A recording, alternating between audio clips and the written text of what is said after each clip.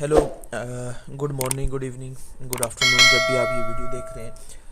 अच्छा, FBISC federal board का ये लेक्चर नंबर 1 केमिस्ट्री का पार्ट 2 है बेसिकली। ये 10th क्लास की केमिस्ट्री है, उसका मैं पार्ट 2 बना रहा हूँ। असल में कुछ वीडियो एडिटिंग के मामले में थोड़ी सी गलती की वजह से ये मुझे वीडियो दोबारा बनानी पड़ रही है। लिहाजा ये बेसिकली अगर आप तरतीब से देखोगे तो ये पार्ट 1 कहलाएगा, और जो मैंने अपलोड किया हुआ है पहले से वो पार्ट 2 है, जो रिवर्सिबल और इरिवर्सिबल का। लेकिन चूंकि वो वीडियो एडिटिंग में थोड़ी सी मसला होने की वजह से जो है, तो इस वजह से आपको अब जो है तो वो बेसिकली इसका पार्ट 2 देखने को मिलेगा। केमिकल रिएक्शन बेसिकली होता क्या है? जब भी आपसे कोई टीचर या कोई भी शख्स सवाल करता है कि आप केमिकल रिएक्शन को कैसे डिफाइन करते हो, तो आप सिंपली कहते हो कि जब दो सब्सटेंसेस आपस में करते हैं इंटरेक्ट, और जब सब्सटेंस आपस में इंटरेक्ट करें और उसके नतीजे में एक न्यू सब्सटेंस बन जाए, तो सिंपली आप कहते हो कि ये एक केमिकल रिएक्शन है। अब ये इतना भी सिंपल नहीं है, इसमें कुछ बुनियादी बातें हम लोगों ने करनी होती हैं। मिसाल के तौर पर, जो पहले से सब्सटेंस मौजूद है, इस सब्सटेंस को क्या नाम दिया जाएगा? तो याद रखिएगा, इस सब्सटेंस को कहा जाएगा रिएक्टेंट। इसका मतलब ये है कि रिएक्टेंट्स आपस में इंटरेक्ट करते हैं, और रिएक्टेंट्स के इंटरेक्शन के बाद जो न्यू सब्सटेंस प्रोड्यूस होता है, अब सवाल ये उठता है वो न्यू सब्सटेंस क्या कहलाएगा? उस न्यू सब्सटेंस को कहा जाता है प्रोडक्ट। इसका मतलब यह हुआ कि किसी केमिकल रिएक्शन के अंदर रिएक्टेंट प्रोडक्ट के अंदर कन्वर्ट हो जाते हैं। और वो किस तरह कन्वर्ट हो जाते हैं, तो उसके लिए आप जो है ना, मेरा रिवर्सिबल और इरिवर्सिबल रिएक्शन में देख लो कि जहाँ पे मैंने बताया है कि रिएक्टेंट का प्रोडक्ट में कन्वर्ट हो जाना, फिर उनके दरमियान में इक्विलिब्रियम का जनरेट हो जाना, ये रिवर्सिबल और इरिवर्सिबल में मैंने समझाया था।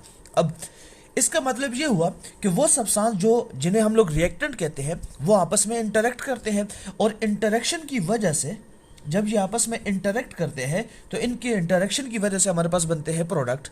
अब आगे वाली बात, ये रिएक्टेंट आपस में करते क्या है? तो बेसिकली कुछ चीज़ें करते हैं। सबसे पहले होता ये है कि इन रिएक्टेंट्स के अंदर होते हैं, इन्वॉल्व होता है बेसिकली क्या? Breaking of bond. कि इनके दरमियान, मान लीजिए मेरे पास हाइड्रोजन है, तो इनके दरमियान में ये बॉन्ड क्या कर जाएगा? ब्रेक कर जाएगा। जब ये बॉन्ड ब्रेक कर जाएगा, अब क्या होगा? जब पहली स्टेप ये होगा कि रिएक्टेंट में बॉन्ड ब्रेक करेगा, फिर जब बॉन्ड ब्रेक करेगा तो न्यू बॉन्ड फॉर्म करेगा, और जब न्यू बॉन्ड फॉर्म करेगा तो हमारे पास न्यू सब्सटेंस बनेगा, जिसे हम लोग कहेंगे प्रोडक्ट। ये एक बुनियादी बात आप लोगों ने करनी है। तो अगर आपसे कोई पूछे कि केमिकल रिएक्शन क्या है, तो केमिकल रिएक्शन के अंदर हमारे पास सब्सटेंस आपस में इंटरेक्ट करते हैं, और सब्सटेंस के इंटरेक्शन से बेसिकली हमारे पास क्या बनते हैं? हमारे पास न्यू प्रोडक्ट वगैरह बनते हैं।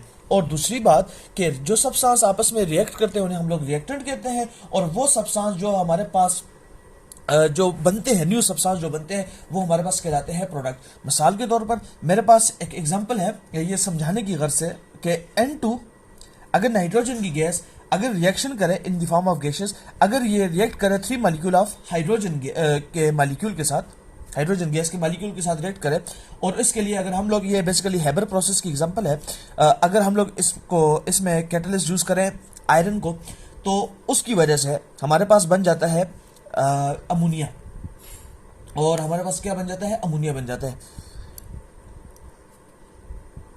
अब बेसिकली क्या है हुआ? ये है कि बेसिकली नाइट्रोजन और नाइट्रोजन के दरमियान में जो ये ट्रिपल बॉन्ड है, ये बॉन्ड ब्रेक हुआ है, और जो हाइड्रोजन के मॉलिक्यूल के दरमियान में जो बॉन्ड्स है वो भी ब्रेक हुए हैं, और ब्रेक होने की वजह से न्यू बॉन्ड फॉर्म हुए। किसके दरमियान में? नाइट्रोजन ने 3 हाइड्रोजन के साथ बेसिकली क्या किया है? बॉन्ड बनाया है। और इस तरह के कितने मॉलिक्यूल बने हमारे पास? इस तरह के हमारे पास 2 मॉलिक्यूल बने हैं। तो बेसिकली इस एग्जांपल्स के थ्रू भी मैं आपको यही समझाने की कोशिश कर रहा हूं कि केमिकल रिएक्शन होता क्या है।